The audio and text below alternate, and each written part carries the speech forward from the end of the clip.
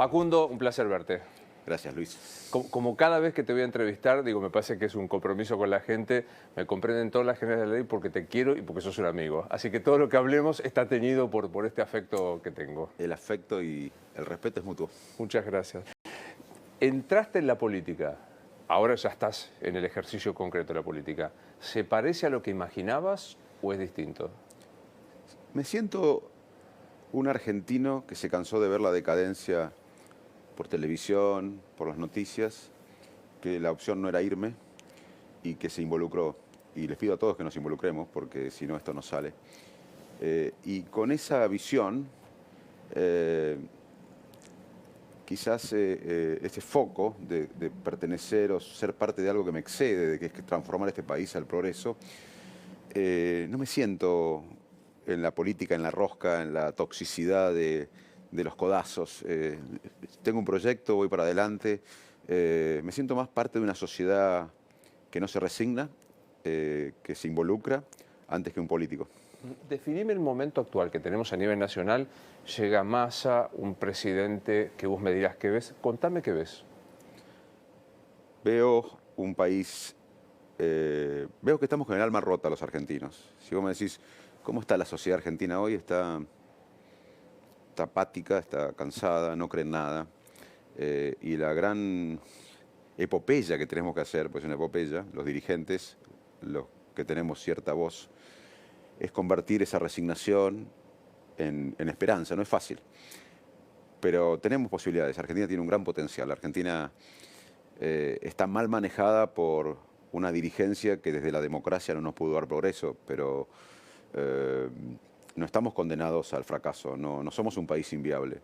En el mundo que se viene y en el mundo actual, Argentina podría estar mucho mejor. Mis equipos, el otro día me hicieron un cálculo, estaba trabajando con ellos y nosotros en una década podríamos exportar el doble, casi siendo los mismos habitantes. Podríamos ser el doble de ricos si apostamos a los alimentos, a la energía, al agro, a sacarle el freno de mano a muchos sectores, a potenciar otros. Estamos mal manejados y venimos en una decadencia crónica en todos los ámbitos, educativo, social, económico. Y estamos en un momento histórico, post-pandemia, con una crisis crónica, con una situación de decadencia. Y esto es una oportunidad, más allá de todo el dolor, más allá de todo el sacrificio de la gente que hoy trabaja y no llega a fin de mes, estamos frente a una oportunidad de cambiar esto, como fue casi el proceso democrático. Vos fíjate que hasta el 83 los argentinos resolvíamos los problemas políticos, económicos y sociales con violencia. Un día la sociedad argentina dijo basta, y hace 40 años que tenemos problemas económicos, sociales y políticos, pero lo resolvemos dentro del marco democrático. Fue, como dice algún amigo nuestro, Alejandro Katz, un salto civilizatorio. Ahora estamos frente a otra necesidad de otro salto civilizatorio, que es progreso, desafíos del siglo XXI, entrar en la economía del siglo XXI, generar riqueza, más productividad, nutrir a los chicos, educarlos, darles un sueño, un proyecto de nación, donde si alguien sufre en el conurbano debe ser nuestro hermano, si alguien no puede comprar la medicación en Santiago del Estero debe ser nuestro padre, si alguien no tiene trabajo en Neuquén debe ser nuestro hermano. Estamos frente a desafíos. Si no lo hacemos a este desafío, vamos a seguir administrando pobreza, vamos a seguir discutiendo el subdesarrollo. Para mí estamos en una etapa bisagra de nuestra historia. Saquemos la pregunta recurrente del caso, así ya después hablamos tranquilos. ¿Vas a ser candidato a presidente?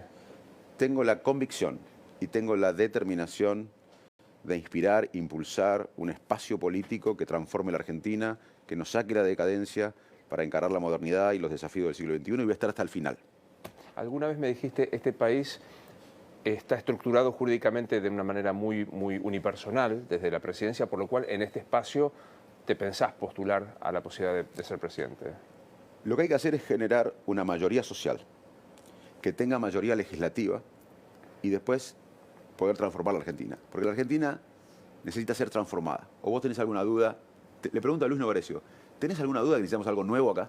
Totalmente nuevo. Eso se consigue con una mayoría social, que tenga una mayoría legislativa y una voluntad de transformación.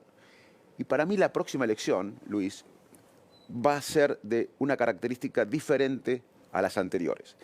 Se va a votar lo nuevo frente a lo viejo. Alguien del sistema decadente que tenemos no va a poder cambiar este sistema. Segundo, se va a votar a favor.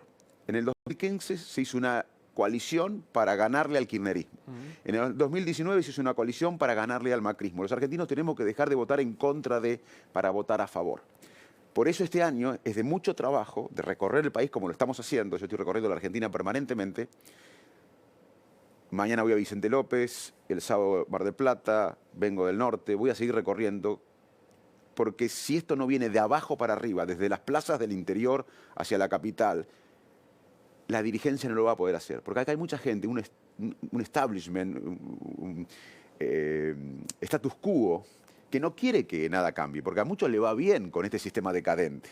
Esto pasó también cuando retomamos la democracia. Había un status quo muy duro. ¿Y por qué Alfonsín pudo, si bien no le fue bien en la economía, pudo restablecer la democracia, la reconstrucción democrática? Porque la gente estaba en las plazas defendiendo la democracia. Así que yo no confío en que una persona pueda cambiar la Argentina, ni un partido político, ni una coalición. Lo que confío es que un nuevo clima de época, post pandemia, en una nueva revolución industrial, después de una crisis de 40 años de no darnos prosperidad, estimule a la gente con liderazgos que unan, no que dividan, que generen esperanza, no miedo, a una pueblada, te diría, en el sentido democrático, para encaminarnos al desarrollo. Si hacemos eso, como hizo Japón. Japón en un momento era un conglomerado de mafias, y un día dijo, vamos para adelante, y fueron todos para adelante.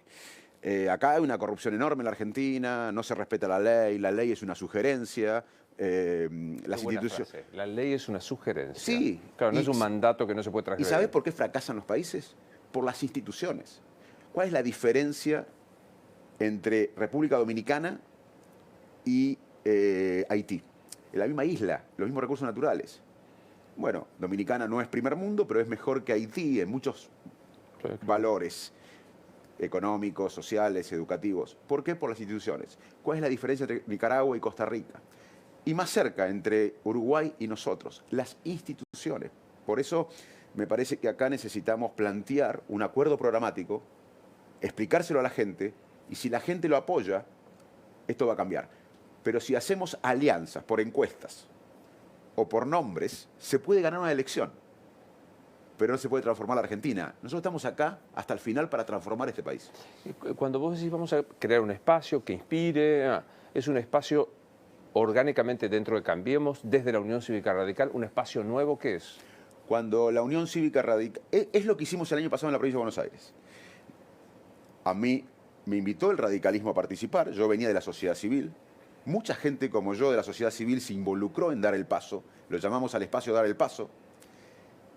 Uno de los periodistas más conocidos de Bahía Blanca y de los más prestigiosos, Lorenzo Natalí, fue una parte, como yo, de la sociedad civil. Por supuesto que estaba el radicalismo, estaba el peronismo con Joaquín de la Torre, estaba el PRO con Monzó, estaba el progresismo con Margarita. Excede al radicalismo esto. Obviamente que es la estructura, la columna vertebral es el radicalismo, pero esto excede, es la sociedad civil. Ese espacio tiene que ampliar la coalición opositora. Hoy, con la coalición opositora del 2019 o el 2015 que se hizo para ganar al kirchnerismo, no alcanza. La sociedad cambió, el mundo cambió. Hoy necesitamos una nueva coalición, mucho más amplia y con diferentes identidades de los partidos. Nuestro espacio tiene una identidad diferente al PRO. Por supuesto que no estamos en el sector del Frente de Todos, estamos en una coalición opositora, pero nosotros tenemos un espacio que queremos ampliar esa coalición, invertir en una revolución educativa, nutrición infantil, científica, tecnológica, vincularlo con la producción, insertarnos inteligentemente en el mundo, ejemplaridad en los dirigentes, instituciones fuertes, cohesión social, racionalidad económica. Bueno, ese espacio está creciendo y es una identidad que va a dar una interna con otras identidades dentro de la coalición. Y la gente elegirá. Pero dentro de la coalición. Pero hay que ampliarla, porque si no ampliamos, claro, perdemos. ¿Cuánto tiene que ver en ese deseo de ampliación, por ejemplo, que lo veas a Schiaretti? Hay que hablar con todos. Schiaretti, con el que tengo una relación directa, es un gobernador que manejó y maneja muy bien Córdoba, una persona con experiencia. Y también pensamos lo mismo con él, que la Argentina que viene tiene que estar por fuera de los extremos. Los extremos le está haciendo mucho mal a la Argentina. Vos fíjate que lo que estamos viviendo ahora económicamente es falta de confianza.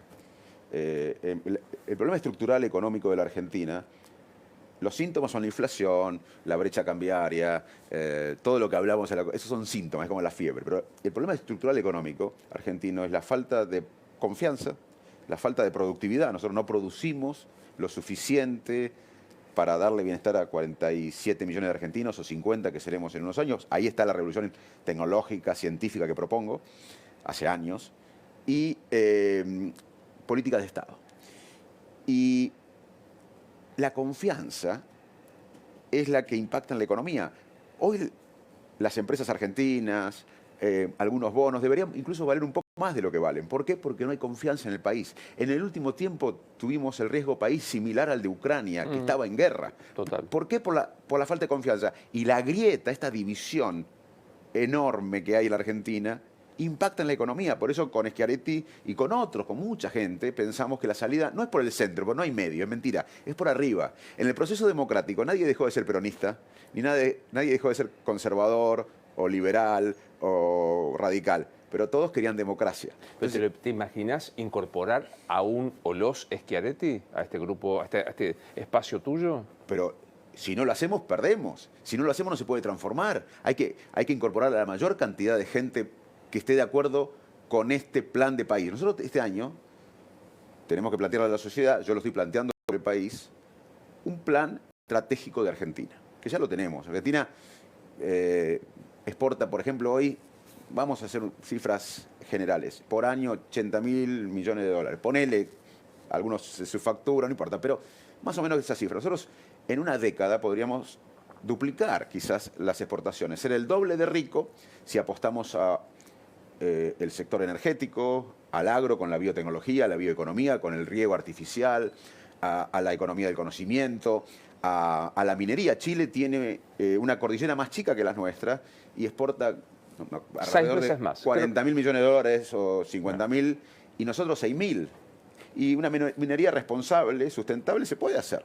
Incluso que abonaría a la transformación energética que está sucediendo en el mundo.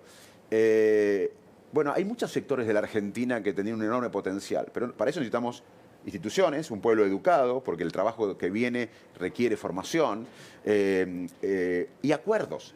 Otro problema estructural económico, uno es la confianza, que la grieta la impacta, y el otro es que también le impacta la grieta, es la falta de acuerdos. Vos fíjate el tema de la inflación, que es multicausal.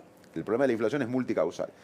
Hay economistas más liberales que plantean es solo un problema monetario. Que tiene un problema, que es un problema de déficit fiscal y de emisión.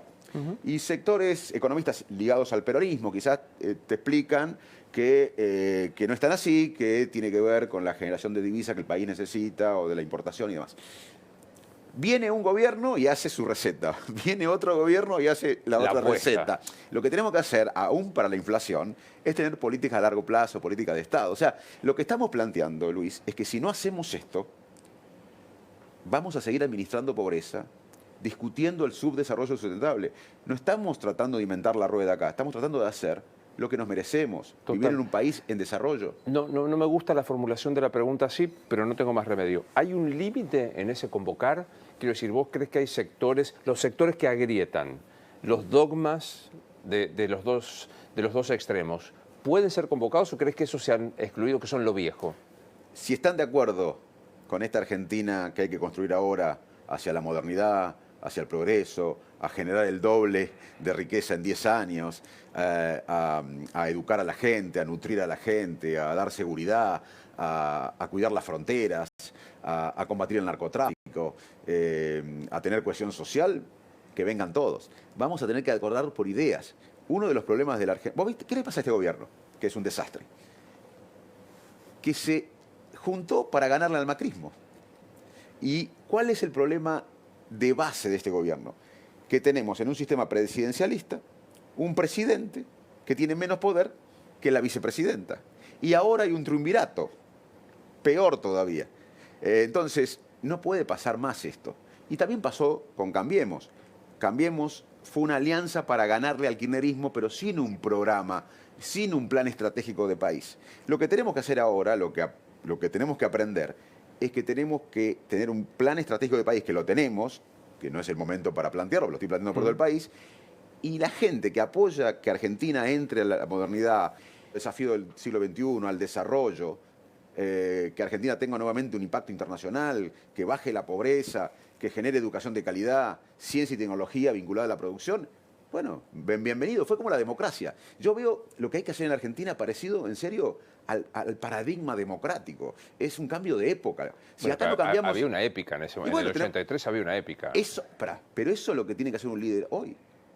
Te dije que el mayor desafío de un liderazgo hoy es convertir la apatía, la resignación, la angustia en esperanza. Tiene que haber un cambio de mentalidad colectiva. Si en Argentina no ocurre un cambio de mentalidad colectiva de ir al progreso, acá no cambia nada. Las medidas de ayer cambian algo. No. ¿Entendés? No resuelven lo que hay que resolver. Lo irresuelto de la Argentina no lo resuelven parches. Tenemos que dejar de emparchar. Hablaste de este gobierno del triunvirato. Categorízame a cada uno de sus integrantes. ¿Qué es Alberto Fernández hoy? Un presidente abrumado, sin poder, frente a su socia, que es la vicepresidenta, que tiene más poder. ¿Y qué es Cristina Kirchner? Una persona que está viendo cómo su impacto y su poder se disminuye y que está dando manotazos de ahogado para sobrevivir. ¿Y Sergio Massa? Sergio Massa representa el sistema político argentino, es el mayor representante del sistema político argentino. Del establishment. Del status quo, te diría. Yo no creo que alguien del status quo pueda cambiar la Argentina. Yo creo que alguien del sistema no puede cambiar el sistema.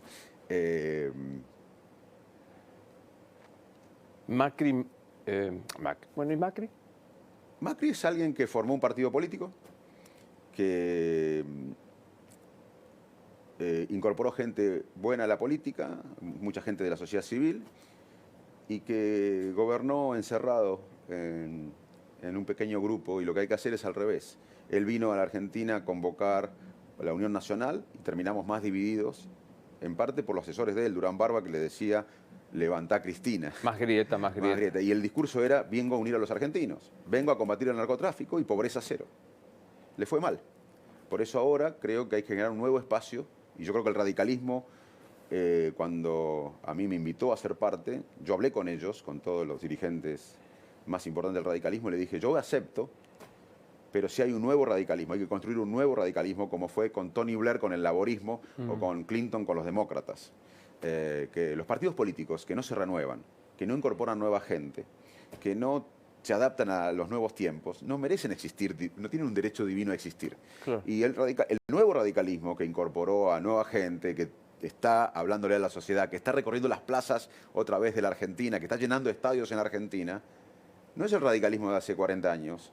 Es un radicalismo moderno que va a convocar a los no radicales a reconstruir la nación, porque no se puede reconstruir la nación desde los dos extremos. Pero digo, ahí vos mencionaste Tony Blair dentro de los laboristas, Clinton dentro de los demócratas, Manes dentro de la UCR. Obviamente, yo voy a representar, yo represento a la Unión Cívica Radical, a un nuevo radicalismo que es pro mercado, que quiere tanto mercado como sea posible, pero también tanto Estado como sea necesario. El Estado tiene que manejar la defensa, el Estado tiene que intervenir en la educación, en la salud. Yo trabajé en Inglaterra en el sistema inglés de salud pública, también trabajé en Estados Unidos en el sistema privado de salud.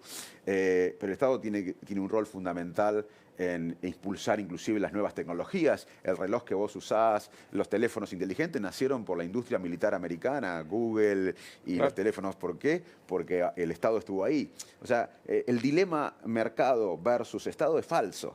Entonces, el nuevo radicalismo quiere tanto mercado como sea posible, pero tanto Estado como sea necesario. Ningún país se ha desarrollado sin Estado, pero hay que apostar al mercado. El nuevo radicalismo quiere ejemplaridad en la dirigencia, el valor de la honestidad en los dirigentes. El nuevo radicalismo quiere una Argentina inserta en el mundo inteligentemente, no aliada a Cuba, a Nicaragua, a Irán, aliada a los países que generan innovación, ciencia, tecnología, modernidad, libertad. El nuevo radicalismo quiere una economía argentina que produzca más valor agregado. El campo exportando más valor agregado, es la energía, es la minería, es la economía del conocimiento, es la nanotecnología, es la industria de la salud. Y el nuevo radicalismo también sabe que no alcanza con el radicalismo, que hay que convocar a los no radicales. ¿Y por qué está en una buena posición el radicalismo? Porque para convocar, porque primero tiene territorialidad, en todo el país hay radicales, hay el alma radical, de la clase media, de la honestidad, de los valores, más allá que algunos han defraudado esto, el espíritu radical es este. Está. Y está en todo el país. Y no pertenece a los extremos. Entonces, el radicalismo tiene un rol histórico hoy de convocar a los no radicales y decirle, nosotros tenemos la plataforma para que venga, se sumen en una epopeya para cómo reconstruimos la democracia, hoy reconstruimos la Argentina hacia el progreso. ¿Cómo se activa? Porque esto que vos decís, ¿no? Extremos, grieta, ¿cómo lo desactivás? Supongamos que hay un 25% de un sector, un 25%, es nada menos que la mitad del país, que incluso siente una zona de confort, porque en la grieta vos estás confortable, tenés claro que no tenés que escuchar absolutamente nada y tenés que despreciar al otro. ¿Cómo salís de esta lógica? ¿Cómoda y potente numéricamente? Te lo respondo y después si me das un minuto, lo que te quieras. explico científicamente por qué pasa todo esto. Pero primero voy a la respuesta concreta. Se soluciona, en mi opinión, con empatía. Empatía es la habilidad de ponerse en los zapatos del otro. Es reconocer que el otro tiene pensamientos diferentes a nosotros, creencias diferentes a nuestras creencias y que quizás tenga razón. Eso parece fácil, pero es muy difícil. Y también sentir lo que siente el otro. La empatía es sentir lo que siente el otro. Si no reconocemos al otro, es imposible. Con empatía, reconociendo al otro. Es lo que justamente lo hace la grieta. La grieta, claro. Y esto es lo que pasó del 2015, bueno, lo que pasó con el kirchnerismo antes, lo que pasó en parte con el macrismo, que no se reconoció al otro. Y ahora que este gobierno no se reconoce a los que no son parte de este gobierno. O sea, tenemos que dejar esa lógica. Entonces, con empatía, reconociendo al otro. No se puede reconstruir la Argentina dejando afuera a gran parte de argentinos. Claro. Y segundo, con algo superador, como fue la democracia. Nadie va a dejar de ser del frente de todos o de Cambiemos. Pero tenemos que decir, che, queremos que Argentina produzca el doble, queremos que los chicos se eduquen, que coman, que tengamos seguridad, que cuidemos las fronteras, que nos insertemos en el mundo. ¿Queremos ser un país desarrollado? Vamos, bueno, no, seguí siendo radical del PRO, del peronismo, pero vamos por algo superador. Entonces, en síntesis, la respuesta es, se sale con empatía, reconociendo al otro, y con un sueño colectivo, claro, que nos haga parte a todos, como fue la democracia. Claro. Ahora te voy a la explicación científica. Que me súper interesa. A lo largo de la humanidad, nosotros tenemos el mismo cerebro que hace 50.000 años. O sea, tu cerebro es igual a alguien de hace 50.000 años, y el mío también. Hace 50.000 años, un antepasado nuestro estaba en el bosque y veía una sombra desde un árbol. Si se ponía a pensar, analíticamente, a analizar las características de la sombra para ver si era un oso que lo podía matar o de una rama, si era un oso no vivía, lo mataba. Entonces, ¿qué hacía nuestro antepasado? No buscaba la verdad, disparaba. Nosotros seguimos igual. Hay dos cosas que nos interesan por encima de la verdad a los seres humanos. Sobrevivir, como hacíamos hace 40 años, seguimos haciendo ahora, para ser una tribu. Hace 5.000 años, 20.000 años, pertenecer a una tribu nos daba más facilidad para comer, para alimentarnos y para defendernos de la agresión externa. Seguimos igual. Entonces nosotros, los seres humanos, vivimos con un razonamiento motivado. Vamos por la vida con nuestras creencias, tomando todo lo que coincide con lo que pensamos. E ignoramos lo que no coincide. Sesgo de confirmación. Leemos a los periodistas que coinciden con lo que pensamos nosotros, por eso ignoramos. Es tan así que, imagínate un biólogo, que obviamente sabe de biología y sabe que el cambio climático existe, pero su ambiente es el Midwest americano, donde yo viví en Iowa, son la mayoría blancos, republicanos, pro-Trump, evangélicos, bueno. El biólogo sabe que el cambio climático es una realidad, que no es verso. Pero como su entorno social, su tribu, piensa que ese movimiento de defender, digamos, y de frenar el cambio climático, es de la izquierda, es de las costas intelectuales americanas, es del progresismo, el biólogo que sabe que es verdad prefiere ignorar y ir a su tribu. Por eso es difícil convencer al otro. Es tremendo, o sea, lo que me estás diciendo me desesperanza. Por eso los líderes así ganan elecciones. Es mucho más fácil ganar una elección siendo Macri, siendo Cristina, Sí. porque echás leña al fuego y sale el tribalismo. Lo que es más difícil es ganar una elección siendo nosotros que queremos salir por arriba del laberinto, pero lo vamos a hacer. Pero ¿y no estamos condenados neurológicamente? No sé cómo decirlo. Está bien, ahí viene la estrategia a largo plazo, porque en todo el mundo hay grieta.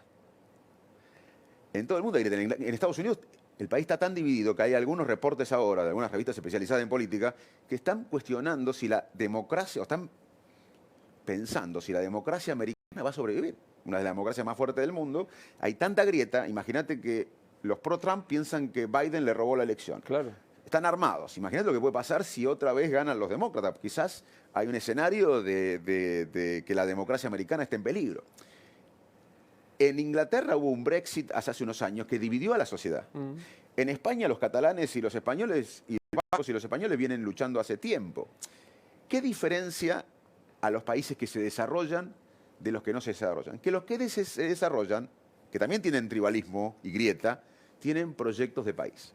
En Estados Unidos nadie discute la ley, nadie discute la educación como economía del siglo XXI, nadie discute las alianzas internacionales basadas en la economía, nutrir al pueblo. Bueno, acá en la Argentina, al no tener un proyecto de país, prevalece el tribalismo. Y ahí estamos. Por eso que la salida es con un proyecto estratégico de Argentina más allá de las diferencias. Y déjame decirte algo que no quiero olvidarme, que te va a gustar y que es científico. Hay un amigo mío en Princeton que estudia la dinámica, ¿viste cuando hay miles de pájaros que andan juntos como una orquesta, que es bellísimo? Y pescados, cardúmenes que se mueven. ¿Vos te preguntaste alguna vez cómo se mueven miles de pájaros o cientos de pescados como una orquesta? ¿Sabés cómo es eso? Son 2 o 3 pescaditos o 2 o 3 pájaros que se sincronizan y el resto los sigue. Así que hay que cambiar esa dinámica, porque muchas veces los extremos son 2 o 3 nada más, Claro. que nos llevan a la mayoría pasiva a un destino que no queremos. Bueno, pero me das una explicación científica a esto que yo te formulaba torpemente. La grieta o el dogma te trae comodidad. Claro. Incluso convicción de que te vas a salvar más fácil que si te atreves a escuchar o a empatizar con el que piensa distinto. Y aparte hay malestar. Si yo pienso, por ejemplo, si yo soy de un partido político y veo un acto de corrupción de mi líder, eso me produce una disonancia cognitiva, Claro. porque entonces me siento mal. Entonces, ¿qué hago? Lo ignoro. Y dice, esto lo inventó tal. Eso es lo que... Cristina acusada es un invento, Es un invento de Lawfare, de lo que fuera. ¿Entendés? Porque nosotros... que la verdad contradiga nuestras creencias es un sentimiento intolerable para los seres humanos.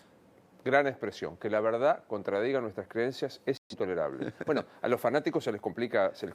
Claro, por ejemplo, a los fanáticos esta nota le está complicando porque los hacemos responsables de la decadencia argentina. Y la acusación rápida a nosotros son tibios. No. O sea, porque viste que te dicen, sos tibio porque no te jugás por, digamos, esta cosa de escuchar al otro te transforma en tibio. No. Es rarísimo. Primero vos sos un periodista con un coraje tremendo y yo soy un ciudadano que el año pasado dejó todo para involucrarse por su país. Así que nosotros no somos ningunos tibios.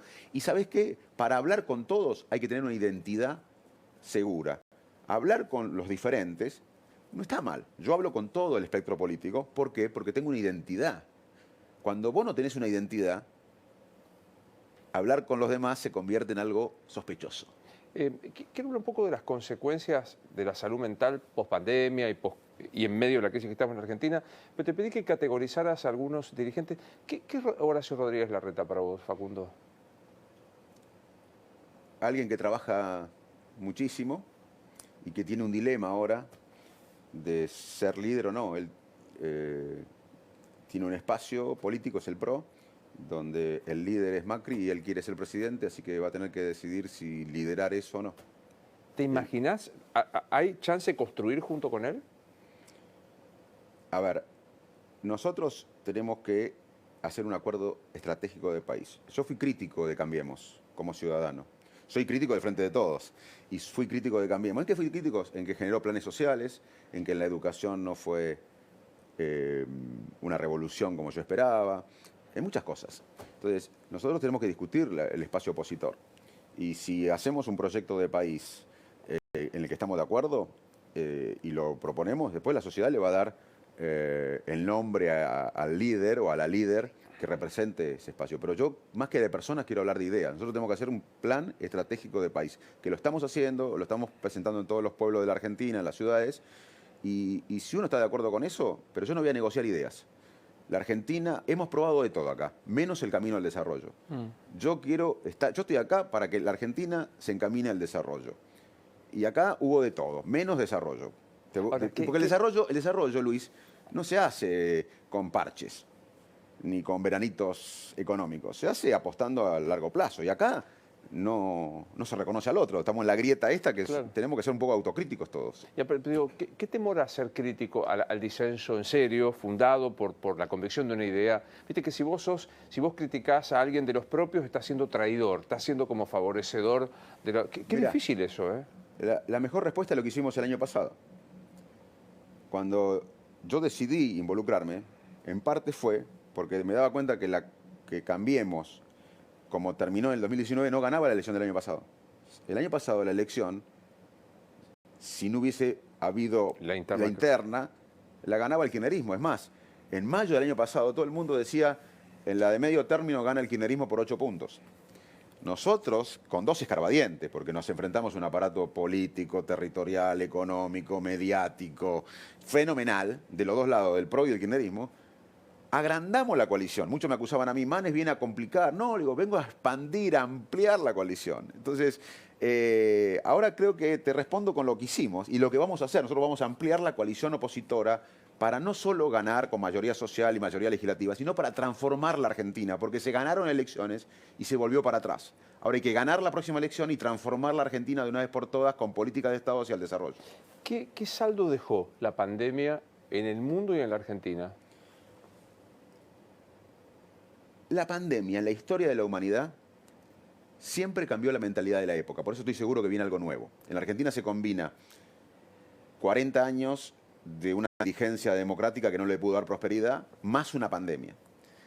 En el 82, 83 se conjugaba años de militares tomando la institucionalidad en Argentina, más Malvinas. Malvinas catalizó, Claro. porque si no, la dictadura militar en la Argentina quizás duraba más años, como duró en Brasil, en Chile, que duró más tiempo. ¿Qué fue lo que catalizó la ruptura de la sociedad con los militares? Fue las Malvinas. Bueno, la pandemia para mí es un catalizador enorme de este ciclo decadente de falta de prosperidad desde la democracia hasta acá, por lo menos, en términos dirigenciales, donde esperábamos prosperidad económica, además de la democracia. Y yo creo que se viene algo nuevo. Te doy ejemplos.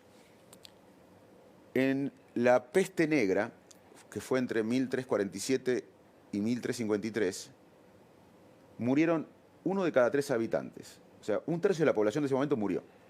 Sin embargo, después surgió algo bueno, el Renacimiento. El Renacimiento fue una fuerza interna que buscaba el poder dentro de uno mismo, que yo creo que es como salimos ahora, buscando el poder dentro de uno mismo.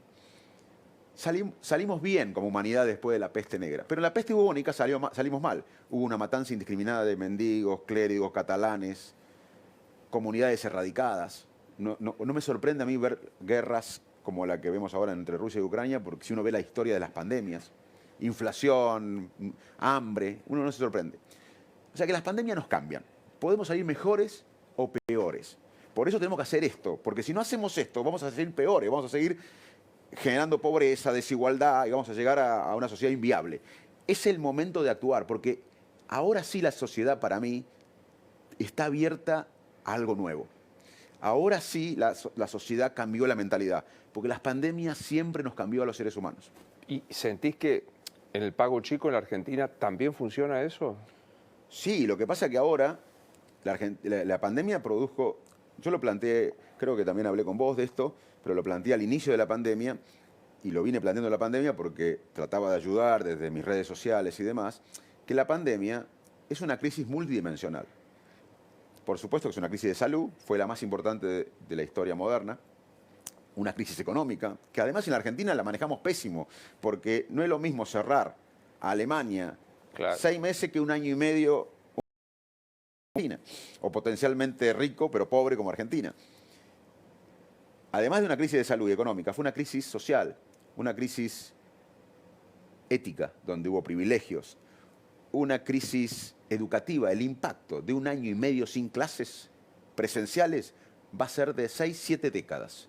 Te repito. 7 décadas. Sí.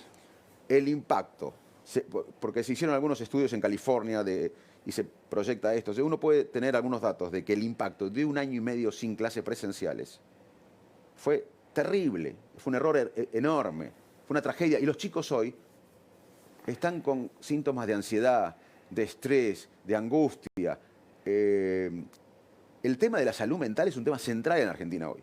Es más, el sistema de salud mental está explotado en Argentina. Uno no consigue terapeutas, psiquiatras, los adolescentes, porque los que más sufrieron en la pandemia, desde el punto de vista mental, fueron los chicos, porque los agarró modulando sus emociones. El cerebro termina de desarrollarse después de los 20 años. Las mujeres, porque tuvieron violencia doméstica con tanto tiempo encerrado, o físico o verbal, y además los chicos no iban al colegio, tenían que cuidarlos. Nosotros, los que trabajamos en el sistema de salud, los camilleros, los enfermeros, los médicos, hay gente que abandona la profesión. Los más pobres y los más viejos, porque los ancianos ya estaban solos, había mucha soledad. Uno de los temas actuales en el mundo es la soledad. Y la pandemia aumentó la soledad en los ancianos. Así que esto nos quebró por dentro.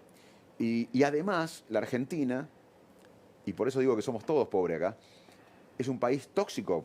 Si uno ve las noticias. Obvio. Porque nosotros estamos preocupados y, por suerte, aunque no lo resolvemos, estamos preocupados por la pobreza material, que es alguien que no pueda comer, que no puede vestirse, que no puede soñar, que está atrapado.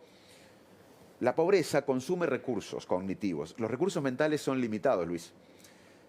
Y vivir en la pobreza te hace consumir los recursos cognitivos en sobrevivir y alimentar a la familia en el día a día. Por eso la pobreza te atrapa, no puedes pensar en el mediano plazo y salir de la pobreza. Pero en la Argentina, los que, como vos y yo y muchos televidentes que somos privilegiados, que podemos obviar de qué pensar, a dónde vamos a dormir esta noche, qué comer, también somos pobres. Acá todos somos pobres. ¿Por qué? Porque nuestros recursos cognitivos, aunque tenemos el privilegio de comer o de saber dónde dormir, los recursos cognitivos argentinos, tuyo, el mío, o de la mayoría de la sociedad, está en ver cómo sobrevivimos el mes que viene, el año que viene. No está pensando en 10 años, en 15 años. Somos todos pobres porque todos pensamos en chiquito en Argentina. Porque este sistema nos hace pensar en chiquito. Nosotros hemos perdido la posibilidad de pensar en grande. Hay dos cosas que dijiste del cerebro. Dejemos un ratito la política que me apasionan. ¿El cerebro se termina de modelar a los 20 años? Sí. Explícame qué es modelar, qué es lo que... De madurar. De madurar. Y la última parte que madura es esta parte que está detrás de la frente, que se llama lóbulo frontal, que se encarga de planificar, de la toma de decisiones, tiene ciertos aspectos de la memoria, de imaginar. Esta es la última parte que termina de madurar, después de la segunda década de vida. Súper interesante. Por lo cual, digamos, cuando uno cree que hasta los 7, 10 años es cuando ya armaste todo, tenés 10 años más de irlo. ¿Y cómo se pervierte o cómo se desarrolla eso que se madura a los 20 años? Un cerebro saludable requiere nutrición adecuada. Por eso yo vengo denunciando la malnutrición en la Argentina desde los primeros gobiernos kirchneristas o de antes. En los diarios pueden ver, o sea, sí, que es un tema crónico mío y de muchos otros en la Argentina. O sea, Argentina es mentira que exporta alimentos para 400 millones de personas. Nosotros exportamos alimentos para millones de animales. Si exportaríamos alimentos para 400 millones de personas, seríamos Dubái. Porque es lo que hay que hacer, eso es valor agregado. Y el tema alimentos, el mundo actual necesita alimentos y necesita energía. Y Argentina podría proveer energía y alimentos. Pero la ineficacia nuestra, la corrupción, la falta de sentido de nación hace que todavía no hicimos un gasoducto que nos permitiría estar hablando de ingreso de dólares en vez de ajuste. Un gasoducto en llanura. Bueno, o sea, y además, si vos hablas con mis expertos de los equipos nuestros de alimentos, nos dicen que en una década, si seguimos con este programa de alimentos o esta estrategia de alimentos, vamos a tener que importar alimentos para góndolas. O sea que estamos perdiendo oportunidades enormes en la Argentina. Bueno, volviendo al tema de cómo un cerebro se desarrolla, nutrición infantil, afecto y estímulo cognitivo. Te cuento un experimento. ¿Te puedo contar un experimento? Obvio. Agarraron a chicos de Ecuador, en esto estuvo involucrado el BID también, que fue parte del estudio.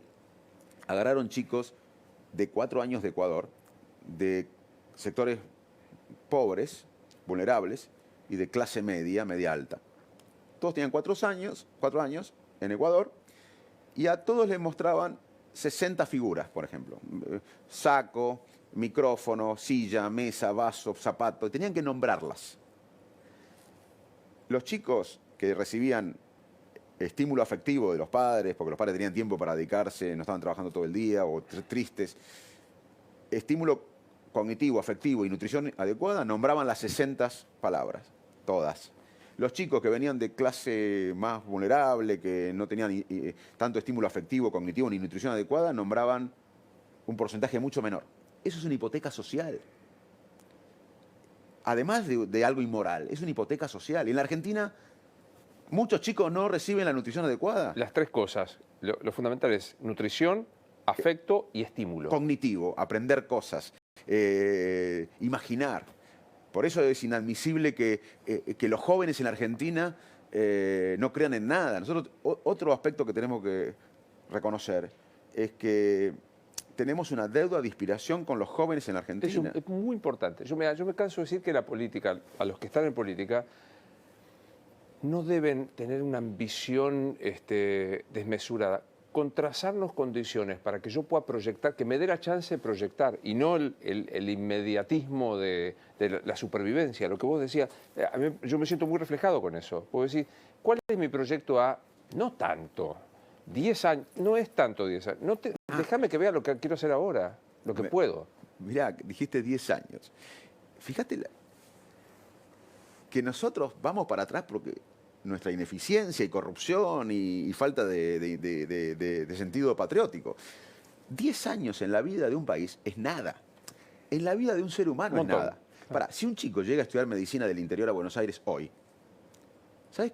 Un chico de 17 años que viene del interior, vos de Rosario, venís a Buenos Aires a estudiar medicina. O de alguien de Pergamino va a Rosario a estudiar medicina. Ese chico de 17 años, ¿sabes cuándo tiene la mente planificado? 12 años. Tiene 6 años para ser médico, 4 para hacer la residencia, 10, más 2 de posgrado. O sea que un chico de 17 años hoy en su mente planifica, si quiere ser médico, 12 años adelante. Y como país no podemos planificar 15 2 minutos, años. sí. ¿Te das cuenta que no estamos bien porque no queremos nosotros? Sí, no es porque tenemos un enemigo externo, ni el imperio, nada. Tenemos una ineficacia y una corrupción y un status quo y una falta de ideas y falta de patriotismo que tenemos que revertir y lo vamos a revertir porque, ¿sabés qué? El antídoto para la tristeza y la angustia es recorrer la Argentina y ver los millones de jóvenes, de mujeres, de hombres dignos, honestos que quieren cambiar esto. Me quedé preocupado porque ahora te voy a pedir que me hagas un test para que me midas cuánto me queda, porque dijiste los recursos cognitivos son limitados. Sí. ¿Podés profundizar un poco de eso? Cómo no. Nosotros tenemos 2 sistemas de toma de decisiones. Uno, que usamos la mayor parte del día, que no requiere gastos mentales, recursos cognitivos, que es automático, no es consciente, está basado en instintos, en sesgos, en prejuicios, en aprendizajes previos, en las emociones anteriores y emociones del momento. Y otro sistema de decisiones que es analítico, racional, consciente, no es consciente, y requiere gasto mental. Nosotros no podríamos vivir en modo racional, analítico, todo el tiempo, porque los recursos cognitivos son limitados. Y por eso vivimos en el modo automático. Cuando estamos cansados, depresivos, deshidratados, con hambre, tendemos a usar todavía el modo automático porque no tenemos recursos cognitivos. Así que los recursos mentales son limitados. Por eso es muy importante dónde uno pone su energía. Es más, un cerebro atento al presente es un cerebro más productivo y más feliz. La multitarea, estar en una reunión, chequeando el WhatsApp, nos da la falsa ilusión de que somos más productivos. No escuchamos nada de la reunión o no entendemos nada de la reunión y además por ahí le reenviamos algo a otra persona. O sea, un cerebro atento es más feliz y más productivo porque nosotros tenemos recursos cognitivos limitados. Un común amigo nuestro, que no vamos a decir que es Daniel Haddad, es un fanático del entrenamiento de su cerebro y de viste que está obsesionado con este tema. Bueno, él dice que es cronofóbico, aparte porque no cree en nada bueno con el paso. ¿Para el cerebro tiene algo bueno el paso del tiempo? Obvio. Yo no veo la vejez como una pendiente de esta manera. La vejez es un desafío pero también es una oportunidad. Primero que hay índices de felicidad en donde los más grandes suelen ser los más felices. Segundo, cuando yo vivía en Inglaterra, leí un experimento que creo que se hizo en esa época, donde compararon en Inglaterra chicos de 18 o 20 años con personas de 80. Las personas de 80 no tenían ningún problema neurológico, en pruebas cognitivas. Y los chicos obviamente tenían más memoria, más rapidez, pero los más grandes tenían más planificación, más estrategia, más sabiduría. Y ahora hay una segunda adolescencia. La adolescencia fue algo que surgió en la historia de la humanidad en forma arbitraria. Antes los chicos de 8 años iban a trabajar. En un momento de la historia, hace poco, en la historia de la humanidad, se decretó que hay una adolescencia que coincide con los términos biológicos del cerebro. Ahora hay una segunda adolescencia entre los 45, 50 y 90 años. Y fíjate que mi ejemplo, yo me reinventé. Yo sigo siendo médico, científico, pero ahora soy un dirigente político. Y me reinventé. Yo por ahí tenía que estar 40 años más siendo médico. Tengo 53, si vivo 90, voy a estar 40 años más siendo médico.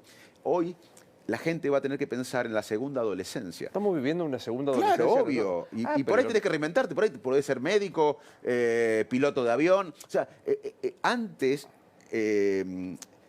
es como que alguien de 40, 55 años ya pensaba en la jubilación. Sí, claro. Hoy tiene que pensar en reinventarse. ¿Qué va a hacer? 40 años descansando. No, claro. Porque aparte, el cerebro activo es muy bueno. La actividad, el estímulo, los desafíos, la curiosidad, el trabajo, protege el cerebro. La educación protege el cerebro. ¿Cómo te llevas con el paso del tiempo? Horrible expresión, la decadencia física. Me llevo bien porque nunca hago ejercicios.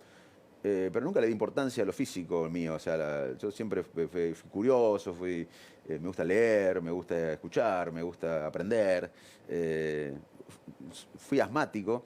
Te voy a contar una anécdota. Yo jugaba bastante bien al fútbol, era un buen 9.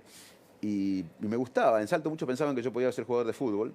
Y aparte era un poco travieso, pero era asmático. Y un día hago un gol muy lindo, que me sale, eso que te salen, y me agarra... disnea, falta de aire. Y yo iba al banco de suplente a buscar el puff, el de bronco dilatador. Y mis amigos pensaron que yo iba a abrazar al técnico, porque me había confiado en mí. Claro. Y me abrazaron todo y casi me muero. Ahí decidí que me tenía que estudiar. Así que lo físico en mí nunca fue un tema. Me gusta estar bien, me gusta comer saludablemente, hacer ejercicio, pero no soy un obsesivo de mi cuerpo. ¿Y nos morimos y qué pasa? Quedamos en la mente de lo demás. Un rato. No, mi viejo se murió hace 20 años y está en mi mente todos los días. Nos quedamos en la mente de los demás, en la memoria de los demás. Aparte, la memoria no es el hecho que vivimos, sino cómo recordamos la última vez que memorizamos el hecho. La memoria es el acto más creativo del ser humano. Bueno, pero entonces tiene un límite la existencia, porque en algún momento tus hijos te recordarán, tus nietos también un poco menos, tus bisnietos quizá no, y tus tataranietos definitivamente no. Bueno, a no ser que si cambias el mundo, por ahí te recuerda a alguien. Si cruzás la cordillera como San Martín, todavía estamos hablando de San Martín. Por eso quizás mucha gente quiere hacer algo que lo supere, más allá de la existencia, ¿no? Porque en el fondo a San Martín a Sarmiento lo recordamos porque hicieron cosas importantes. Claro, claro. Pero sí, quedamos en la mente de los demás cuando morimos. Yo, como médico, convivo con la muerte. Es un tema, cuando uno me dice, che, Facundo, hay que tomar decisiones en política. Yo tomo todos los días decisiones difíciles. ¿Sabes lo que es decirle a alguien de 20 años que tiene un tumor del cerebro con 4 meses de vida? O a una madre que su hijo no se va a despertar más. Los médicos tomamos decisiones difíciles. Te doy $1 millón ahora. ¿A quién se lo das y por qué? Se lo doy a... bueno, a varios. Se tendría que dar a... se lo doy a un grupo de personas que planifiquen el desarrollo de la Argentina. Que hagan un instituto para planificar el desarrollo de nuestro país y que no pertenezcan a sectores, porque la Argentina es un Titanic que se está hundiendo. Entonces, cuando se hunde el Titanic, cada sector, cada camarote quiere salvarse. O sea, acá hay un plan de Argentina para la CGT, otro para la UIA, otro para los médicos, otro para los científicos, otro para los periodistas, otro para los... Somos un Titanic que se hunde y cada sector tira para su lado. Yo haría un instituto con ese $1 millón para que los mejores cerebros de la Argentina estudien cómo recuperar el sentido de nación, el sentido de pertenencia a un proyecto colectivo, a un sueño colectivo. Tengo claro cuál es tu sueño colectivo. ¿Qué soñás? ¿Qué querés para vos? Y que mis hijos estén bien. Ser padre me cambió. Yo nunca imaginé ser padre, pero la vida te lleva a ser padre y me llevó y me cambió. Quiero que mis hijos estén bien. Y para mí también mis hijos son los jóvenes argentinos que, como yo y como vos, que tenían sueños. Estoy muy, muy preocupado por eso. Por eso hablo siempre de educación, porque la educación no es aprender un dato. Vos lo dijiste antes. La educación es mucho más que aprender un dato. La educación es una brújula confiable en un mundo cambiante. La educación es tener la autoestima necesaria para perseguir los sueños. La educación es tener una mente abierta. La educación es curiosidad, coraje. Y hoy, como te decía antes, muchos jóvenes en la Argentina no creen en nada. No creen en la política, en las instituciones, en la educación como motor del desarrollo. ¿Sabes qué piensan de cómo se hace plata acá? Siendo futbolista, narcotraficante y político. No hay futuro. Si no hay un cambio de mentalidad colectiva acá, esto no se cambia con un parche, ni con una gestión, ni con una ley. Esto es un cambio de época.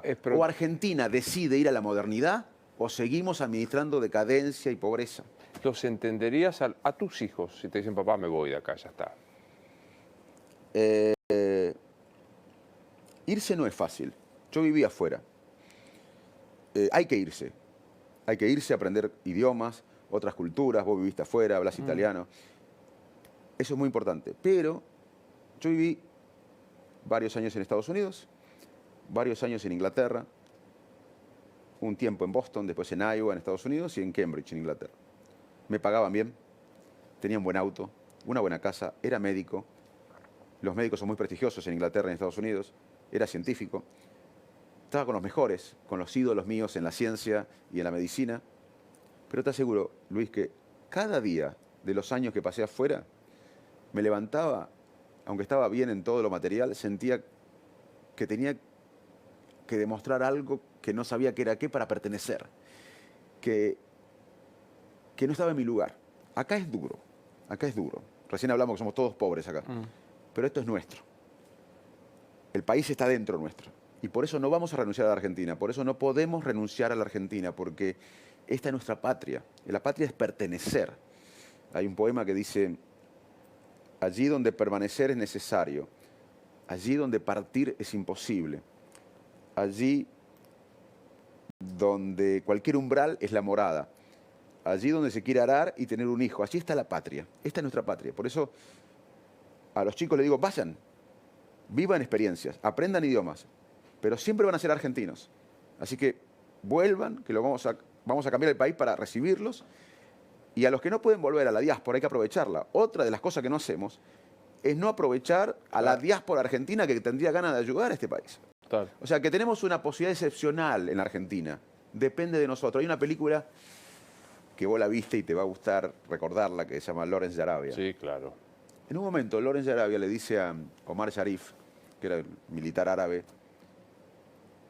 nada está escrito. El futuro depende de nosotros. Y el futuro de la Argentina, si es un país desarrollado, próspero, igualitario, o un país decadente como el de ahora, depende de nosotros. Así que a los chicos les diría, váyanse un tiempo, pero ojo que no es fácil. El desarraigo es terrible. Es muy fuerte. Me gustó verte como siempre. No, gracias a vos. Un placer. ¿Sabías que el precio del oro nunca había estado tan alto? Es el momento de hacer valer tu oro, alhajas, relojes brillantes, monedas de oro, lingotes. ¿Dónde? En Joyería El Tasador. Joyería El Tasador. Buena gente, atendida por expertos técnicos que tasan en el acto y pagan en efectivo. Joyería El Tasador. Tenés que llamar de forma gratuita al 0800-222-8273. 0800-222-8273. Joyería El Tasador. Joyería El Tasador. Toda una vida dedicados a las joyas. Pensá vender al mejor precio. Visítanos. Joyería El Tasador. Avenida Corrientes 2810, esquina Pueyrredón. Joyería El Tasador. Tu tasador, mi tasador. Martín Pinus Real Estate, la posibilidad concreta de hacer que tu vivienda sea una posibilidad. Martín Pinus Real Estate es aquel acompañamiento profesional tanto en la selección como en la búsqueda, como en la concreción de las operaciones. Martín Pinus Real Estate, ¿dónde los encontrás? En las redes sociales, claro, como Martín Pinus Real Estate. Martín Pinus Real Estate ofrece un servicio de calidad en la búsqueda de viviendas únicas en las zonas más exclusivas de Buenos Aires. Confiabilidad, profesionalismo y distinción es el compromiso de Martín Pinus con sus clientes.